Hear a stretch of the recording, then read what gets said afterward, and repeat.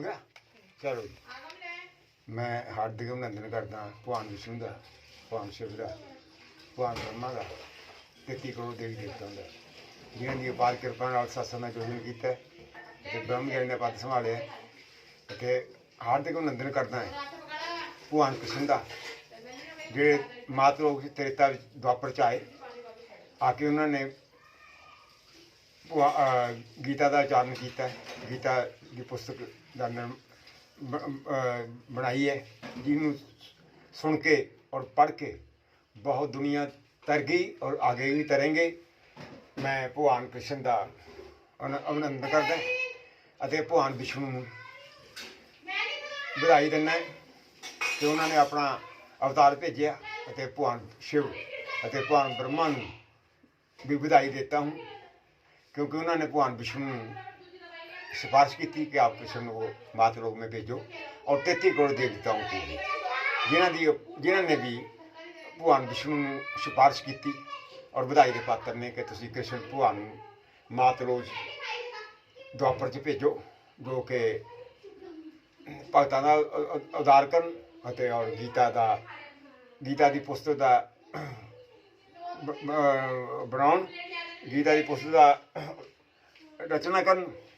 अच्छा, ऐसे है कि मैं साध संगत को बतला दूँ कि माता पिता की सेवा करो, दादा दादी की सेवा करो, घर में और भी कुछ सदस्य है उनकी सेवा कर लो, कोई बीमार है रोगी है।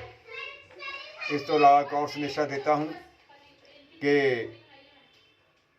कोई भी संस्था धार्मिक श्रद्धावान मुझे बुलाना चाहे तो मैं सत्संग के लिए आ जाऊँगा। आप यूट्यूब के जरिए थ्रू यूट्यूब मुझे बुलवा सकते हैं। पहले मैं भजन बोलता हूँ, उसके बाद सत्संग करूँगा।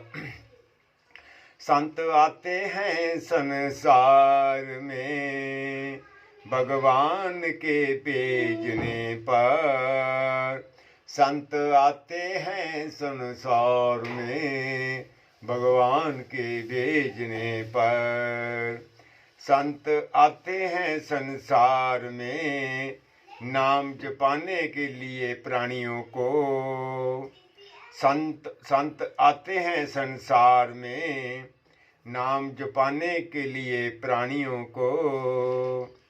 संत की महिमा अपरंपार कोई कोई जानता, संत की महिमा अपरंपार कोई कोई जानता, जो संत की बात को मान गया वह तर गया, जो संत की बात को मान गया वह तर गया। संत के रूप में आए संत वाल्मीकि जी संसार में, संत के रूप में आए संत वाल्मीकि जी संसार में, जो बने परमात्मा की आराधना भक्ति से महर्षि, जो बने परमात्मा की आराधना भक्ति से महर्षि, संत करते हैं परोपकार हर समय प्राणियों पर, संत करते हैं परोपकार हर समय प्राणियों पर। संतों की डोर भगवान पर और संसार की डोर संतों पर, संतों की डोर भगवान पर और संसार की डोर संतों पर। संत करते हैं भजन और संसार को प्रेरते हैं भजन के लिए, संत करते हैं भजन और संसार को भेजते हैं भजन के लिए।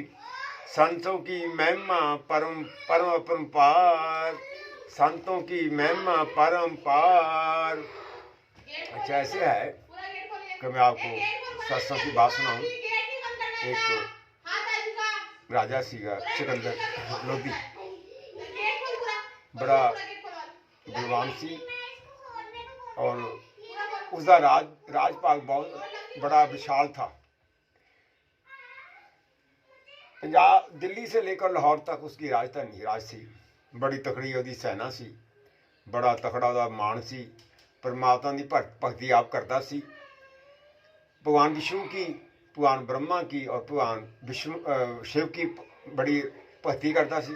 33 करोड़ देवी देवताओं की भी भक्ति हो रही सी, पूजा हो रही सी। ऐसा है कि भक्ति आप भी करता सी और मंत्री भी करते सी, सारी प्रजा करती सी, उसके घर के सदस्य भी भक्ति करते सी। इन्होंने परमात्मा सारे की जो मैं पहले बता चुका। राज फौज बड़ी तकड़ी सी। राजों को फौज अच्छी रखनी पड़ती है, नहीं तो दूसरा राजी उनके ऊपर आक्रमण कर देंगे, उनके राज पर हिना हौली करा देंगे राज, नहीं तो उनको ऊपर कोई ना कोई परेशानी आ जाएगी।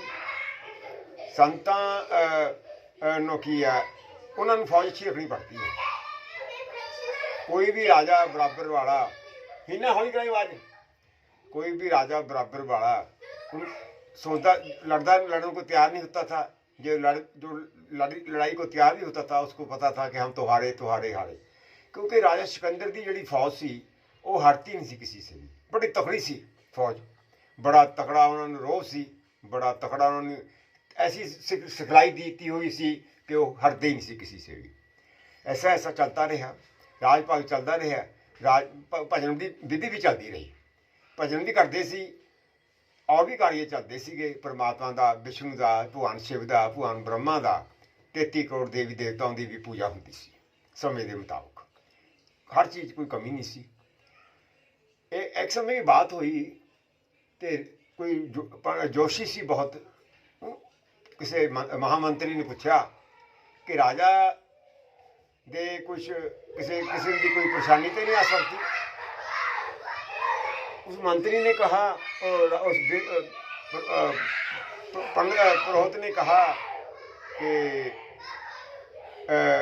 राहु और केतु नाजवे, पर मैं तुझे सोच कर बतलाता हूँ। जब उसने सारा राजा की कुंडली पढ़ी, सुनी, देखी, हिसाब लाया, ज्योतिष लाया, तो उसको मालूम हो गया कि राहु और केतु राजा के ग्रह में प्रवेश कर चुके हैं। राजे ने इस बात का बतलाया नहीं, क्योंकि राजा परेशान ना हो जाए, उसमें कोई परेशानी ना आ जाए। ऐसा होया कि मंत्री ने कहा, राजा जी बात तो ये है कि आपके ग्रहों में राहु और केतु ना आ जाए, आपको कोई परेशानी आवे। वैसे राहु और केतु आ चुके थे, राजे ने इस बात में मालूम बताया नहीं था, क्योंकि राजे को कोई परेशानी ना आ जाए। कहे तुम ऐसे करो राजा जी, बलवान ले जाओ, ऊपर स्वर्गों में जाओ, वहाँ एक अमर का तालाब है, कुंड, वहाँ से एक कैनी बर्तन ले जाओ, कुछ थोड़ा सा जल 5-4 चूड़ियाँ पी लेना और एक कैनी भर के साथ ले आना। राजा ने कहा ठीक है। ऐसा होया कि बलवान चलाने वाला को भेज दिया, राजा बह गया बिच, मंत्री कोई नहीं गया। मंत्री कहते तुम जाओ। वहाँ जाकर राजा पहुँच गया तालाब के कुंड के पास। वहाँ जाकर ऐसा होया कि देवताओं को इस बात का कुछ पता चल गया। देवते कई बड़े हुशियार ने, बड़ी तकड़ा इन्हों की हुशियारी इन्होंने। उन्होंने ऐसा होया कि उन्होंने उत्थे रास्ते में एक कोई उन्होंने अफसरा थी, उसको बुलाया कि तुम जाकर राजा को किसी न किसी तरह से जल नाल ले जाने के लिए प्रेरित करो। अच्छा आओ जो पूरा जरा, तो वो कहते ठीक है। वो वहाँ बैठ गई, राजा वहाँ खड़ा है और जो है अफसरा वो वहाँ बैठी है। उसने कहा, राजा ने पूछा कि आप ऐसे को बैठी हो। उसने बोला कि मैं ये जल पी लिया, मैं तो बड़ी सुंदर सी, कुरूपणी होगी, पता नहीं जल कैसा है, कितने आप भी ना मेरे जैसा हो जाओ। सिकंदर सोचों में पड़ गया, कैसे करूं?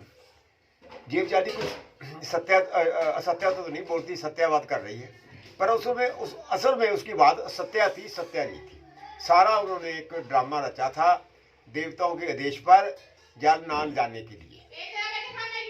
ऐसा होया कि राजा कहता भी चलो इसकी बात पर विश्वास कर लेते हैं, चलो जल नहीं ले जाते, ना पीते हैं, वापस चले जाने हैं, फिर आ जाएंगे मंत्री के साथ सलाह करके।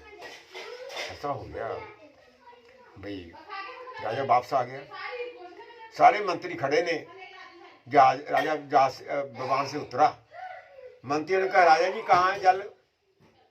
उसने सारी बात सुना दी, बता दी कि ऐसे से ऐसे होया और अफसरा बैठी थी उसके उस पर मैं विश्वास कर बैठा भी वो बेचारी सत्य असत्य तो नहीं बोलती, सत्य बोल रही है, पर असल में उसकी बात सत्य थी, सत्य नहीं थी। ऐसा हो गया। राजा मंत्री कहने लगे राजा जी मन के आपकी दलीलों को, मन के आपकी स्कीमा को बा राजा अमृत जल को लेके अमृत जल नहीं ले सकिया। बड़ी हमें तो इस बात का बड़ा दुख हुआ है। राजा कहने लगे कोई बात नहीं, फिर समय लगा कि आप मेरे साथ चलना, फिर आप जाया मैं कुछ देर रुक जाने। ऐसा हो गया राजा बीमार पै गया कि राहु के केतु ने जोड़ पा लिया। एक मंत्री एक वैद राजा के पास हर समय रहता था। जो राजा ने कोई परेशानी नहीं सी, वैद बैठा कोल, मंत्री कोल बैठा है, जो भी राजा मंगता सी बात उस फौरन उसको पहुँचाते थे। राजे को किसी की कमी नहीं सी। 3 को लंबी फौज सी, 21 मील लंबी फौज बनती है उसकी। उसका एडा बड़ा महल, सोने का गोदाम, सोने चांदी के सिक्कियां का गोदाम उसके पास। बहुत तगड़ा अमीर आदमी, उच्च कोटि का मन्निया होया, राजे के उपर महाराजा। राजे को विश्वास हो गया मैं हूँ बचता नहीं, मुझे तो बचने की कोई कमी नहीं रही, बट मैं तो हूँ मृत्यु के पार जा रहा हूँ। राजा ने बोलिया मंत्रियों की बात तो ये है कि मैं तो हूँ बचने की मेरी तो सारी कोशिश नाकाम हो चुकी है, अब तो मैं बच नहीं सकता। मंत्री कहने लगे फिर दसो क्या बात है, कैसे करना है। देखो मंत्री कहने लगे देखो राजा जी बात तो ये है, हमने अपनी पूरी कोशिश कर ली। कोई वैद और एक मंत्री थोड़े पास हर वक्त रहता सी। ऐसा है देखो हम तुम बात आप खुद समझदार हो, साढ़े को कोई कमी नहीं रही तो हमें बचाने की। बाकी रही गल है हूँ जो कर्मां के चक्कर के मुताबिक है, जैसा जो वही होंदा है जो परमात्मा को मंजूर होंदा है। बंदा कुछ नहीं कर सकता, वही होता है जो मंजूर खुदा होता है। अच्छा राजा जी ठीक है, हूँ तुम दसो थोड़ी इच्छा की है, इच्छा बताओ मुझे, आखिरी इच्छा क्या है, कैसे करना है। राजा कहने लगा जब तुम मुझे बाहर ले जाने के लिए जाओ, लेके जाओ मेरा जनाजा, तुम ऐसे करना है कि मेरी आवाज़ों को थले लमका दे कि एडा बड़ा राजा, एडा उसका विशाल राज, इतना उसके पास धन, इतना उसका महल, इतना उसका महल। बिना चुप करा दे जरा को, इतना उनका महल। अच्छा इतना महल, सारा कुछ इत्थे रह गया। मंत्री राजा की मृत्यु होगी, मृत्यु होने के बाद राजा का जो कुछ ने कहा ऐसे ही किया गया। बाद राजे का मृत्यु का लाग बाद राजा को पता चल गया, उनको राजे की राजा सिकंदर की मृत्यु हो गई। वो भी सारे फौरन तमाम सारे पहुंच गए। उसके आखिरी जो जनाजे के समय जो धार्मिक विधि होती है, संस्कार की विधि होती है, जैसे ही सारे पहुंचे। राजे का बड़े सज्जे ढंग नाल शाही तौर पर संस्कार किया गया, जो भी उन्हें विधि चलता सी। उस तो बाद राजे वापस चले गए।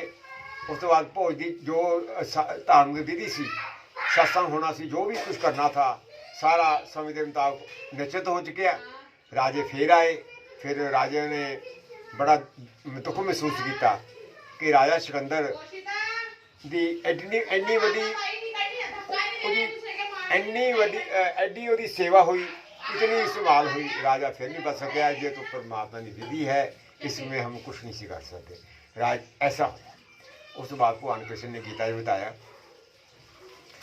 कि जो जन्म उसकी मृत्यु, जिसकी जन्म मृत्यु उसका जन्म निश्चय है। अतः जो बात अनिवार्य है उसके लिए सोच करना व्यर्थ है। जन्म लेने से पहले क्या था किसी को मालूम नहीं, मरने के पीछे क्या हुआ कोई नहीं जानता। कृष्ण भगवान ने ये भी कहा कि मरण तो बाद प्राणी इंद्रिय और मन को साथ ले जाता है। उन्होंने ये भी कहा कि असी किसी के पुण्य या पाप नहीं लेंदे, जैसा वो कर्म करता है वैसा उसको फल मिलता है, वैसे उसको जूनी मिलती है, इसमें हम कुछ नहीं करते। कृष्ण भगवान ने ये भी बताया कि हर एक प्राणी के विच 5 ज्ञान कर्म इंद्रियां, 6 ज्ञान इंद्रियां और 10 मन होंदे ने। इन्हां सारिਆਂ ਨੂੰ एक बस विच रख के फिर भजन किया जाता है। नहीं तो फिर कलयुग तो हैगा ही हैगा, कलयुग तो बंदे के उपर सवार हो जाता, वो तो भजन ना करे ना करन दवे। ਉਹਦਾ तो भजन कलयुग ने जो विधि बनाई हुई है, उसने एक फौज बनाई हुई है। वो जो ਜਿਹਦੇ ਤੇ जोर पैंदा फौज का उत्ते अपना उत्ते छप्पा पा लेंदा है, ਉਹਦੀ सारी बुद्धि भ्रिष्ट हो जाती है। वो भजन नहीं कर सकता, बुरे कर्म करूगा तो बुरा फल भोगूगा ही। बात तो ये है क्योंकि जो कलयुग है ये किसी को सत्संग नहीं करन दिंदा, ये किसी को भजन नहीं करन दिंदा, शुभ कार्य नहीं करन दिंदा। सारे काम ये अल्ले को उल्टे पुलटे कराता है, बंदा नरक में चले जाता। कलयुग का कुछ नहीं विचरता, वो अपने विधि देवता चलता। कृष्ण भगवान ने ये भी कहा कि कर्मां दा फल भोगे बिना छुटकारा नहीं होंदा। मरण तो पहला पिछले कर्म का फल, उस तो पिछले कर्म का फल। पिछले कर्म च कुछ पुण्य रहे किते, कुछ पाप किते, उस तो बाद फिर कर्म जन्म आया, ਉਹਦੇ ਚ कुछ पाप रह गए कुछ पुण्य रह गए। जब सारे पुण्य रह गए पाप पूरे हो चुके, जब सारे पाप रह गए पुण्य पूरे हो चुके, फिर ਉਹਨੂੰ अगले जन्म च भोगना पैंदा है। भोगण तो बाद उस प्राणी ਨੂੰ बड़ी परेशानी आउंदी है, उसनों परेशानी आउंदी है, ਉਹਦੇ घर के सदस्यां ਨੂੰ परेशानी आउंदी है, ਉਹਦੇ रिश्तेदारां संबंधियां ਨੂੰ, साग संबंधियां ਨੂੰ, आंढी गुआंढियां ਨੂੰ भी कई बार परेशानी आउंदी है कि देखो इसने कितने माड़े कर्म किए, इतना नरक भोग रहा, इसने तो इस जन्म में कोई माड़ा कर्म किया नहीं, पिछला है। पिछला कर्म का माड़ा किया हुआ था, उसका फल उसको भोगना पड़ेगा। अगर किसी बंदे की मृत्यु में थोड़ा समा रहिंदा होवे, पापां दा उहदे ढेर ज़्यादा सारा उहदे सिर दे उपर होवे, फिर असीं उसदे उपर एकदम पापां दा पहाड़, कष्टां दा पहाड़ सुट दिंदे आ, ਉਹਦੇ ਉੱਪਰ। देखने वाले भी हैरान हो जाते हैं, उसके घर के सदस्य भी हैरान हो जाते हैं, उसके रिश्तेदार संबंधी भी हैरान हो जाते हैं। देखो इसकी कैसी माड़ी हालत हुई, देखो इसने कितने माड़े कर्म किए, किन्ने फल भोगे। ये कृष्ण भगवान ने कहा गीता च, इसमें असीं कुछ नहीं कर सकते, ਉਹਦੇ आपदे किए हुए कर्म ने, असीं ये कुछ नहीं कर सकते। जैसे कर्म करोगे वैसे फल पालो। साडा किसी ना कोई मुझे प्रिय है ना अप्रिय, जो मुझे भक्ति से बचता है वह मुझमें है और मैं उसमें हूँ। यदि कोई दुराचारी भी है, अन्य भाव से मेरा भजन करे, उसको मैं साधु ही मानता हूँ, क्योंकि उसने उत्तम मार्ग ग्रहण किया है। वह शरीर धर्मात्मा होता है और चिराग शांति को पाता है। कृष्ण भगवान ने ये भी कहा अगर कोई अन्य मन से बचता हो भजे, मैं इसको साधु ही मानता हूँ, क्योंकि उसने उत्तम मार्ग ग्रहण किया है। वह शरीर धर्मात्मा होता है और चिराग शांति को पाता है। जय श्री राम, जय श्री राम।